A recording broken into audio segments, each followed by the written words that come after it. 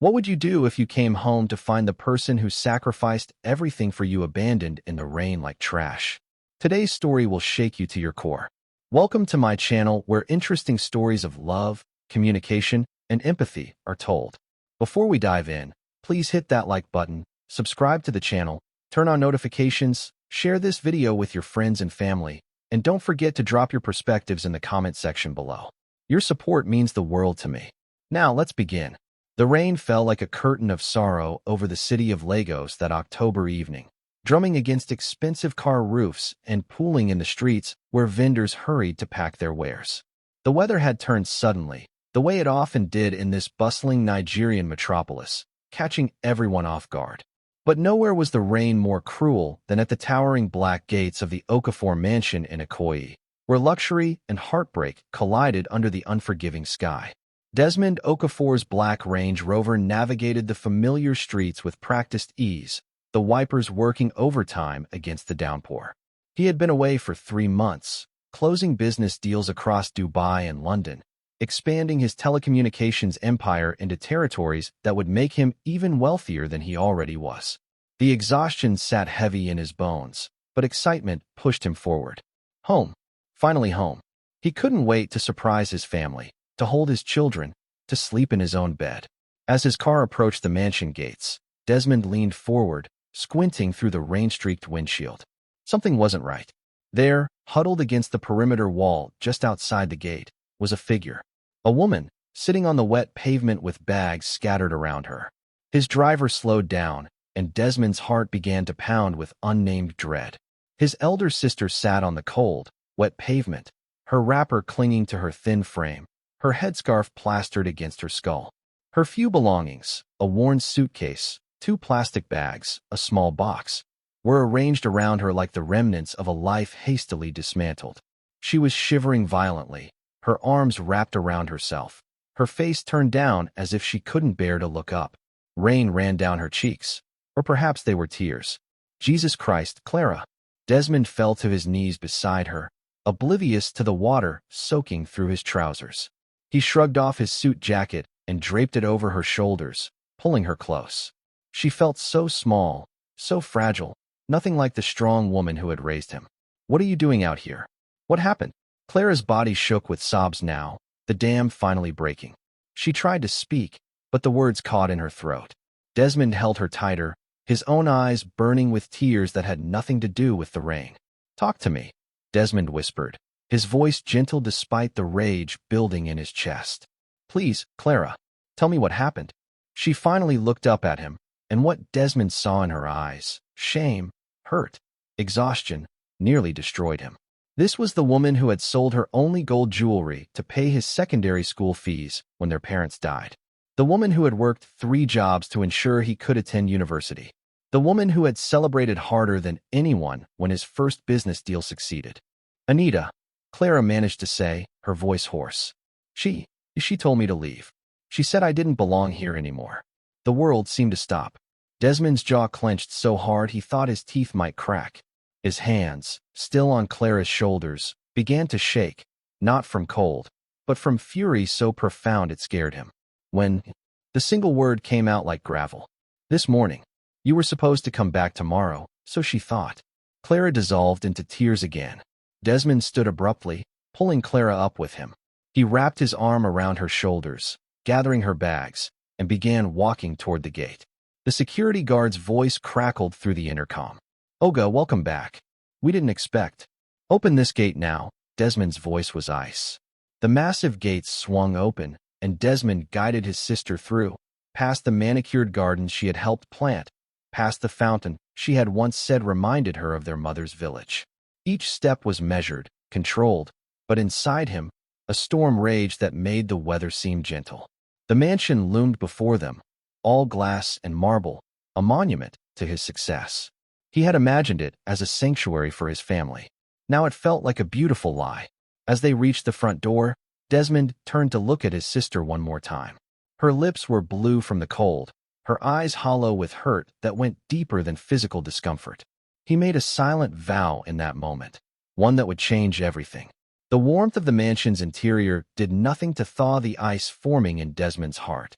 He guided Clara through the marble foyer, past the grand staircase with its crystal chandelier, into the living room where comfort had once meant something. Her wet clothes left a trail of water on the pristine floors, but Desmond couldn't care less.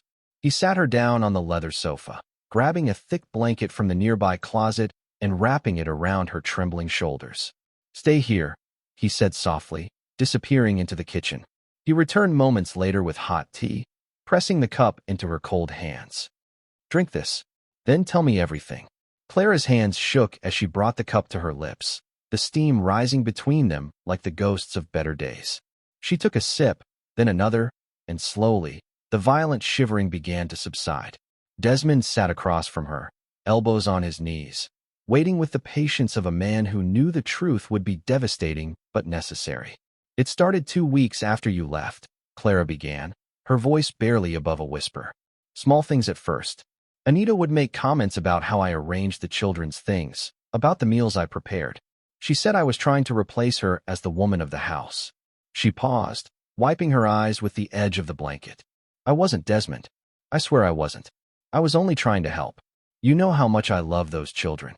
Desmond's throat tightened. He knew. He had invited Clara to stay with them precisely because she adored his kids, and they adored her.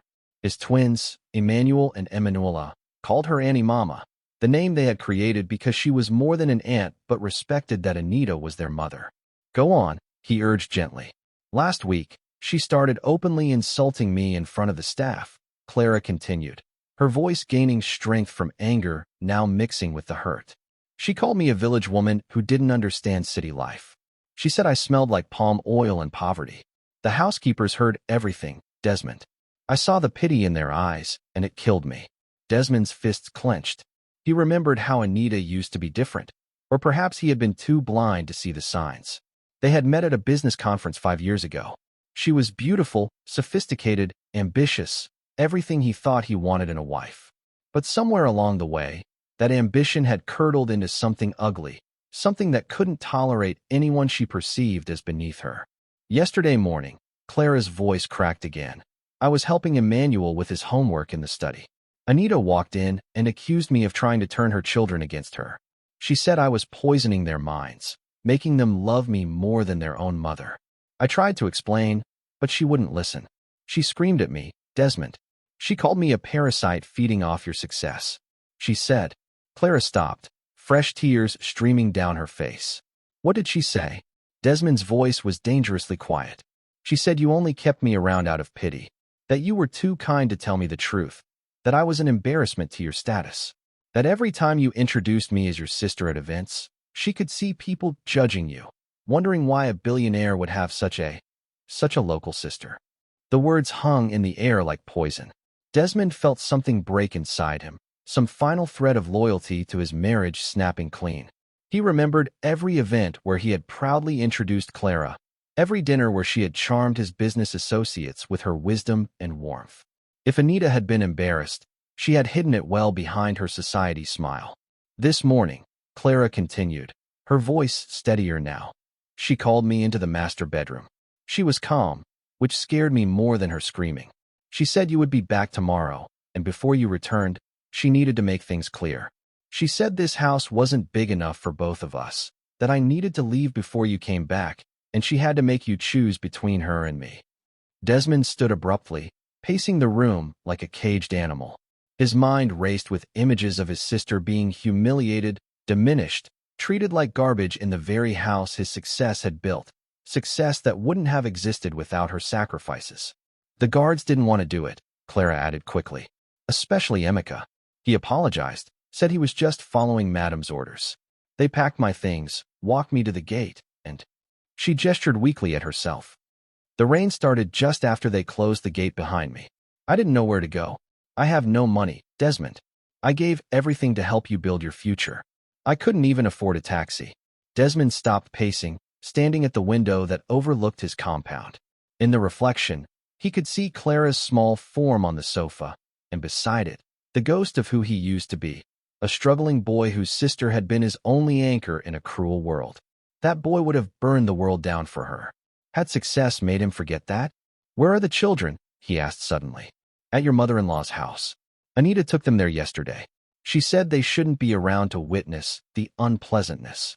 Of course, Anita had planned everything perfectly, timed everything to happen while the children were away, while he was supposedly still abroad. She had calculated that by the time he returned, Clara would be gone, and she could spin whatever story suited her narrative. And where is Anita now? The question came out like a blade. Upstairs, I think. I heard music playing from the bedroom. Music. His sister had been sitting in the rain, homeless and heartbroken, while his wife listened to music upstairs. The casual cruelty of it stole his breath. Desmond's footsteps echoed through the mansion like thunder as he climbed the grand staircase, each step measured and deliberate. Clara called after him softly, "Desmond, please don't do anything you'll regret." But her words barely registered. The music grew louder as he approached the master bedroom, some upbeat Afrobeats track that felt obscene given what had just transpired. He didn't knock. The door swung open with such force it banged against the wall. Anita sat at her vanity mirror, applying makeup with the casual ease of someone without a care in the world. She wore an elegant evening dress, her hair freshly styled, diamond earrings catching the light. She glanced at his reflection in the mirror, and for a split second, her hand froze. Then she recovered, painting on a smile. "Desmond, you're home early. I thought your flight was tomorrow." She turned on her cushioned stool, standing gracefully. "Look at you all wet. Did you forget your umbrella?" She moved toward him as if to embrace him, but something in his eyes stopped her cold. "Where is my sister?" His voice was quiet, controlled, but underneath it ran a current of rage that made the air feel electric. Anita's smile faltered slightly. "Your sister? Oh, Clara. Well, darling, we need to talk about that. You see, I just found her outside our gate," Desmond interrupted, his voice rising now. "Sitting in the rain. Homeless. Do you want to explain that to me?" The mask slipped. Anita's face hardened, her carefully applied makeup suddenly looking like war paint. She crossed her arms, her posture shifting from apologetic to defiant. "So she ran crying to you the moment you got back?" "Typical. She didn't run anywhere." Desmond's voice shook the room. "She couldn't run. She was sitting outside like a beggar because you threw her out of her own brother's house." "Her brother's house?" Anita laughed, a sharp, bitter sound. "This is our house, Desmond. Yours and mine. Not some charity shelter for your entire extended family. I'm tired of living under a microscope in my own home, with her judging every decision I make, undermining my authority with my own children. She was helping raise them. She loves them. She was interfering." Anita shot back. "Every time I discipline them, she's there with her soft words and village wisdom, making me look like the villain. Emmanuel actually told me last week that Annie Mama understands him better than I do. Do you know how that feels?" Desmond stared at his wife as if seeing her for the first time.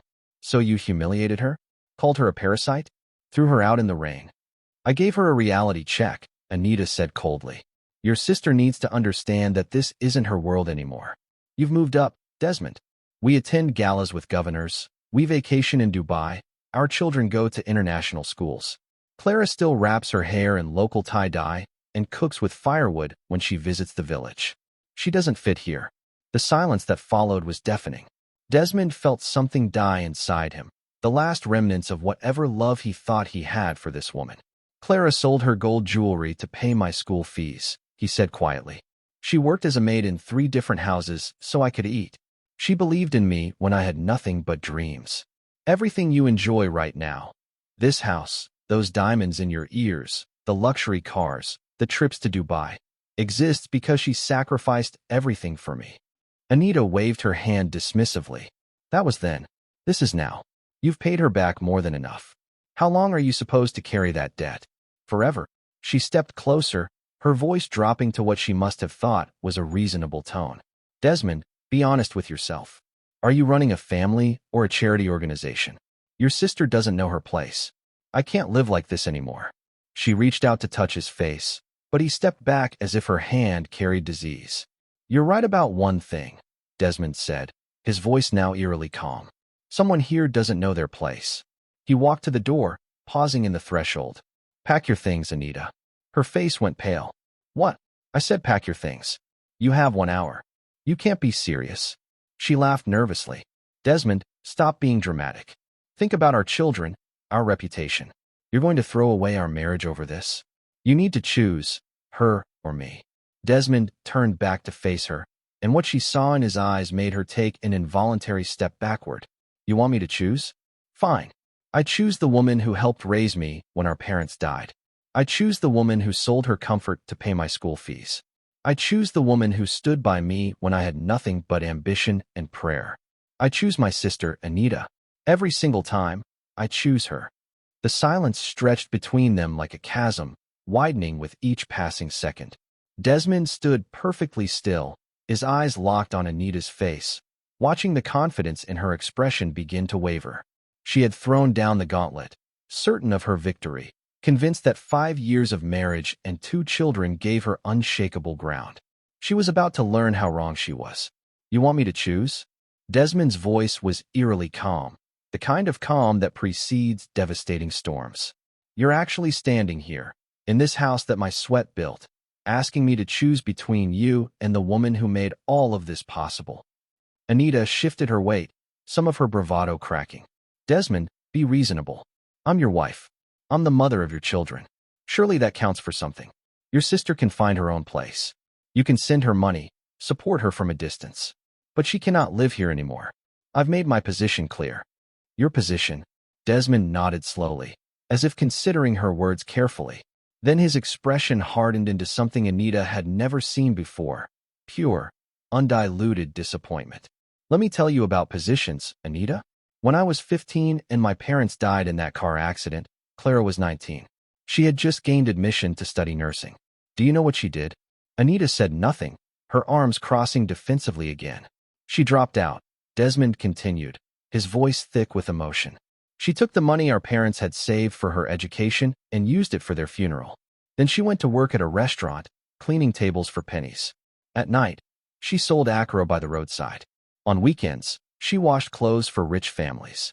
All of this so that I could stay in school, so I wouldn't have to drop out and become a bus conductor or a street hawker. I know this story, Anita started. No, you don't know. Desmond's voice rose for the first time, making her flinch. You know the sanitized version I tell at dinner parties. You don't know about the nights Clara went to bed hungry, so I could eat.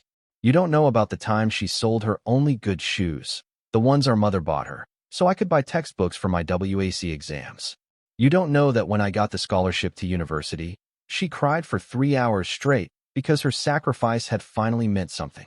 Tears were streaming down Desmond's face now, years of gratitude and love pouring out. That woman downstairs gave me everything. She gave me life, Anita. Not just survival, but actual life. Every deal I close, every success I celebrate, every naira in my account. It all traces back to her sacrifice. And you want me to choose? Anita's face had gone pale. Desmond, I'm sorry, but... You're not sorry, he cut her off. You're calculating. You're trying to figure out how to spin this to your advantage. But let me save you the trouble. I choose Clara. I choose loyalty over convenience. I choose the woman who proved her love through sacrifice over the woman who proves her selfishness through cruelty. I choose family, real family, over this empty, image-obsessed marriage. You don't mean that. Anita's voice trembled now, panic replacing defiance. You're emotional. You're tired from traveling. Let's talk about this tomorrow when you've calmed down. Desmond walked to the bedroom door and called out, Emeka, Boniface. Within seconds, the security guards appeared, their faces carefully neutral. Pack madam's belongings. Everything. She's leaving tonight. What? Anita's voice shot up several octaves. You can't be serious. Desmond, I'm your wife. You're going to throw me out like... She stopped, the irony hitting her. Like she had done to Clara. You wanted a choice, Desmond said coldly. I've made it. You have no place in this home if you can't respect the people who built it.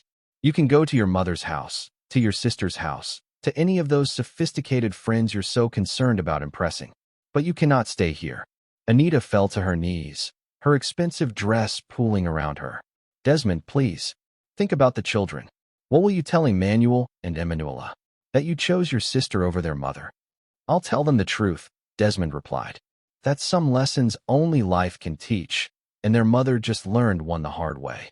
The guards moved efficiently through the bedroom, packing Anita's designer clothes, shoes, and jewelry into expensive luggage that now seemed to mock their owner. Anita alternated between pleading and cursing, her voice echoing through the mansion like the ghost of a marriage dying in real time. "You'll regret this, Desmond. You're making the biggest mistake of your life. No woman will want a man who chooses his sister over his wife." Desmond stood unmoved, his jaw set firm. He had made his choice, and nothing she said would change it. When the guards finished packing, he watched as they carried her belongings downstairs. Anita followed, her face streaked with mascara, her gold dress wrinkled from kneeling. At the door, she turned one last time. "What about my children?" she demanded. "Our children will be fine," Desmond replied. "You can see them with supervised visits until we finalize custody arrangements. But they will grow up in a home that values loyalty, sacrifice, and genuine love, not status and appearances." The massive gate closed behind Anita's taxi, and the compound fell into profound silence. Desmond stood in the foyer, suddenly exhausted, the adrenaline draining from his body. He had just dismantled his marriage in less than an hour, and the weight of it pressed down on his shoulders. He found Clara still on the sofa, the blanket wrapped tight around her, staring at nothing. She looked up when he entered, her eyes filled with worry rather than triumph. "Desmond," she whispered, "what have you done?" "What I should have done the moment you told me what happened," he replied, sitting beside her. "I'm sorry, Clara. I'm sorry I wasn't here to protect you. I'm sorry I brought someone into our family who couldn't see your value." Clara shook her head slowly. "Don't hate her, Desmond. Please, leave her to God. Some lessons only life can teach, and hate will only poison your own heart. She's still the mother of your children. They will need you to speak about her with grace, even if she didn't show it to me." Desmond looked at his sister with wonder. After everything Anita had done, Clara's first concern was still about forgiveness, about the children, about preventing bitterness from taking root. This was the woman Anita had called a parasite. This was the heart she had deemed unworthy of respect. "How do you do it?" he asked quietly. "How do you remain so kind after being treated so cruelly?" Clara smiled sadly, reaching for his hand. "Because I remember who I am and whose I am. My worth doesn't come from how others treat me. It comes from knowing I loved well, sacrificed willingly, and tried my best. That's something no one can take from me, not even with their words or actions." "I don't hate her," Desmond said after a moment. "I pity her. She lost something tonight that money can never buy, a family's heart, a home built on real love. She chose image over substance, and that's a lonely road to walk." Outside, the rain had stopped. Through the windows, Desmond could see moonlight breaking through the dispersing clouds, casting silver light across the gardens.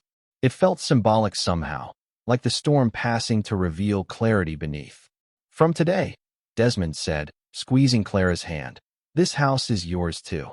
Not as a guest, not as someone staying temporarily, but as an owner. I'll put your name on the deed. You'll never be treated like a stranger again. You'll never have to wonder if you belong. This is your home, Clara. It always should have been." Tears spilled down Clara's cheeks, but these were different. Tears of relief, of finally being seen and valued. "I don't need my name on any deed, Desmond. I just need to know you understand what family really means."